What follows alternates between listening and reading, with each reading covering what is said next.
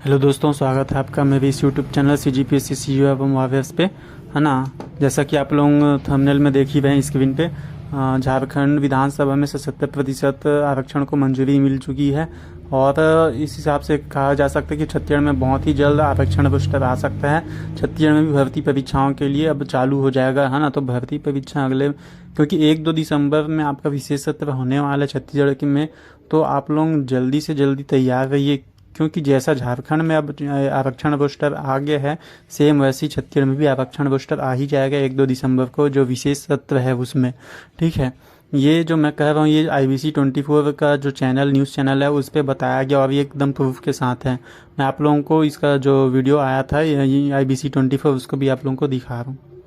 बड़ी खबर आपको बता दें, झारखंड विधानसभा में 77% आरक्षण को मंजूरी दे दी गई है। विधानसभा का विशेष सत्र बुलाया गया और आरक्षण के मंजूरी दे दी गई है। छत्तीसगढ़ में भी अब आदिवासी आरक्षण की राह खुल गई है। इस बड़े फैसले के साथ छत्तीसगढ़ विधानसभा का भी विशेष सत्र 1 दिसंबर से है। 1 और 2 दिसंबर को आदिवासियों को 32% आरक्षण देने पर चर्चा होगी विशेष सत्र के दौरान।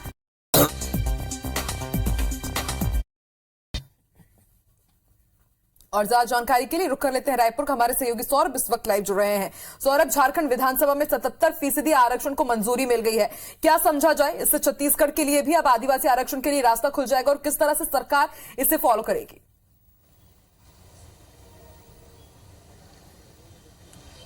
बिल्कुल, देखिए कई राज्यों में आरक्षण 50% से ज्यादा है और इसके बाद जो है कानूनी पेज जो है बार बार देखने को मिला है। लेकिन झारखंड सरकार ने एक बड़ा निर्णय लिया है और हमने देखा कि उन्होंने विधानसभा का विशेष सत्र बुलाकर जो उनका 66% आरक्षण है वो 77% कर दिया है और इसमें 14% से बढ़ाकर 27% OBC आरक्षण दिया गया है। और यही अब जो है आने वाले दिनों में 1 और 2 दिसंबर को जो छत्तीसगढ़ सरकार करने जा रही है, विशेष सत्र जो है बुला लिए गए हैं और निश्चित रूप से इस दौरान भी जो है यही सब पेश किए जाएंगे और विधेयक पास किया जाएगा और विधेयक पास किए जाने के बाद संविधान की 9वीं अनुसूची में इसको शामिल किए जाने की मांग की जाएगी। ऐसे में अब देखना होगा कि राज्य सरकार तो अपनी ओर से जो भी तैयारियां, जो भी प्रयास है वो सारी चीजें कर देंगी, लेकिन केंद्र सरकार क्या इसे 9वीं अनुसूची में जो है डालेगी या उसके लिए कोई प्रयत्न करेगी, ये देखना काफी महत्वपूर्ण होगा। और इससे पहले भी हमने दिखाया है और पूरे प्रदेश की जनता को मालूम है कि छत्तीसगढ़ की कांग्रेस सरकार लगातार आरक्षण के लिए किस तरीके से स्टेप बाय स्टेप काम कर रही है। सबसे पहले देखिए, आप बिलासपुर हाईकोर्ट का द्वारा आरक्षण रद्द किया जाता है, उसके बाद राज्य सरकार के द्वारा 3 वरिष्ठ वकीलों को, जो देश के नामी वकील हैं, कपिल सिब्बल, मुकुल रोहतगी और अभिषेक मनु सिंघवी, उनको सुप्रीम कोर्ट में जो भेजा जाता है 1 हफ्ते के अंदर ही। उसके बाद जो है छत्तीसगढ़ सर्व आदिवासी समाज के पदाधिकारियों से मुख्यमंत्री भूपेश बघेल मुलाकात करते हैं। उसके बाद एक रोस्टर आरक्षण की जांच के लिए एक प्रकोष्ठ बनाया जाता है। फिर एक बैठक होती है और उसमें तमिलनाडु और कर्नाटक का अध्ययन किए जाने की बात होती है। फिर एक बैठक होता है, उसमें कहा जाता है कि हम विधानसभा का विशेष सत्र बुलाएंगे। और अब जब झारखंड में विधेयक पास करा लिया गया है तो कहीं ना कहीं ये उम्मीद जरूर जागी है कि कहीं ना कहीं अब छत्तीसगढ़ में भी जो है जो आरक्षण की बात हो रही है वो आरक्षण जरूर मिलेगा। और आपको याद होगा कि छत्तीसगढ़ में भी जो मुख्यमंत्री भूपेश बघेल ने OBC का आरक्षण 14 से बढ़ाकर 27% करने की घोषणा कर दी है। और पूरे मामले पर जो हाईकोर्ट में याचिका लगी थी, इस पर कहा गया कि आपके पास डाटा क्या है। तब सरकार ने डाटा क्वांटिफाइबल डाटा आयोग बनाया और वो आयोग की रिपोर्ट भी जल्द प्रस्तुत होने वाली है। तो कहीं ना कहीं ये साबित हो सकेगा कि प्रदेश में किसकी जनसंख्या कितनी है और उस आधार पर रिजर्वेशन दिया जा सकेगा, जो एक गाइडलाइन है संविधान के अनुसार और सुप्रीम कोर्ट के अनुसार। लेकिन फिर से वही बात आती है कि 50% भी समझना चाहते हैं, क्योंकि सुप्रीम कोर्ट की गाइडलाइन है, ट्रिपल टेस्ट की बात कही जाती है और ये कहा जाता है कि आरक्षण किसी भी कीमत पर 50% के ऊपर नहीं जाना चाहिए। तो क्या इन सब स्टेप्स को, इन ट्रिपल टेस्ट को, ये जो आंकड़े झारखंड सरकार की बात हो या फिर छत्तीसगढ़ की सरकार की बात हो, क्या ये सब चीजें पूरी कर ली जाएंगी?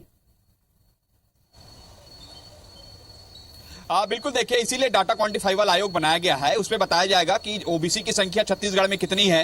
तो निश्चित रूप से जब ये कहा जाएगा कि जिसकी जितनी जनसंख्या उतनी इसकी हिस्सेदारी है आरक्षण पे, तो कहीं ना कहीं ये मामला जरूर आने वाले दिनों में पेच फंस सकता है। लेकिन कहीं ना कहीं राज्य सरकार की पूरी तैयारी है कि वो कैसे विधेयक पास कराए और उस विधेयक पास कराए जाने के बाद कैसे उसको 9वीं अनुसूची में शामिल कराया जाए, इसको लेकर लगातार वो काम करते रहेंगे। और राज्यपाल अनुसुईया उइके ने भी, जैसे आपको मालूम ही है, कि वो पत्र लिखकर मुख्यमंत्री भूपेश बघेल को पूरा भरोसा दिया है कि अगर ये विधेयक पास कराया जाता है या अध्यादेश बुलाया जाता है तो हम निश्चित रूप से इस मामले पर जो पूरा समर्थन राजभवन की ओर से किया जाएगा। तो समझा जा सकता है कि आदिवासी आरक्षण को लेकर दोनों दलों और खासकर राज्यपाल वो भी जो है इसमें सहमति अपनी दिखाई दे रही है। अब देखना होगा जब 1 और 2 दिसंबर को विधेयक लाया जाएगा या प्रस्ताव लाया जाएगा, क्योंकि अभी तक तय नहीं है कि छत्तीसगढ़ की सरकार विधेयक के प्रस्ताव ला रहे हैं। तो अब देखना होगा कि इसके बाद किस तरीके से चर्चा होती है। विधेयक पास किया गया इस विधेयक को सौरभ, छत्तीसगर में भी क्या इसी तरह की तस्वीर हमें देखने को मिलेगी? क्योंकि बीजेपी लगातार ये आरोप लगा रही है कि आदिवासी विरोधी है छत्तीसगढ़ सरकार, लेकिन अगर विधेयक लाती तो आपको भी लगता है कि यहां पर भी कुछ ऐसी तस्वीर देखने को मिलेगी जैसे झारखंड में देखने को मिली?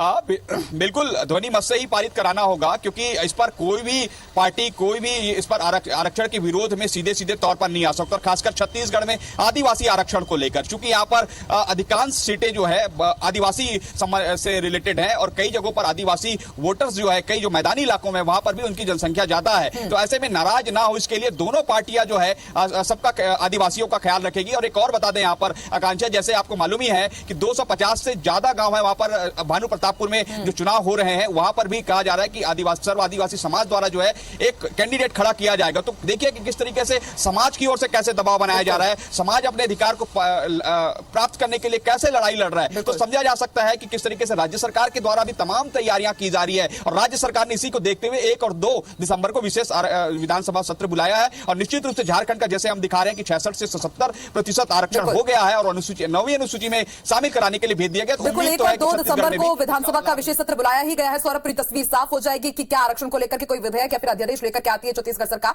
और इसका लाभ आदिवासी समुदाय को कितना मिलता है और सियासत का लाभ कौन लेता है। बहुत बहुत शुक्रिया पूरी। तो दोस्तों, जैसा कि आप लोगों ने देख ही लिया है ना, झारखंड विधानसभा में 77% आरक्षण को मंजूरी मिली। अब छत्तीसगढ़ में भी आदिवासी आरक्षण की राह खुल चुकी है ना। जो छत्तीसगढ़ में 1-2 दिसंबर को विशेष सत्र बैठेगी उसमें आरक्षण वो स्टेप जल्दी लाया जाएगा।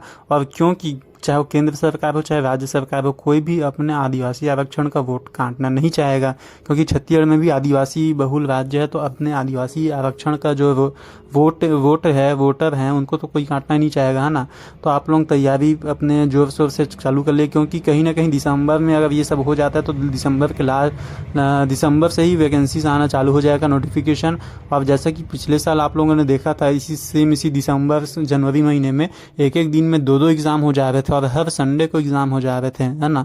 और गवर्नमेंट के ऊपर भी दबाव है, क्योंकि काफ़ी समय से वैकेंसीज आई नहीं है, तो इसलिए वो भी बहुत जल्दी सब वैकेंसीज को भर्तियाँ कंप्लीट कराना चाहेगी। तो आप लोग चाहे हॉस्टल वार्डन वाले हो, चाहे RI वाले हो, चाहे जो भी प्रीलिम्स PSC जो भी वाले हो, ADEO वाले, है ना, आप लोग अपनी तैयारी जल्दी से जल्दी कंप्लीट करके रखिए, सिलेबस को पूरा कंप्लीट करिए, नए चीज़ों के पीछे मत भागिए। और ये मेरा चैनल CGPSC CGFM वायर्स है, इस पर मैं आप लोगों के लिए काफ़ी सारे हेल्पफुल इंपॉर्टेंट वीडियोस ला रहा हूँ, है ना।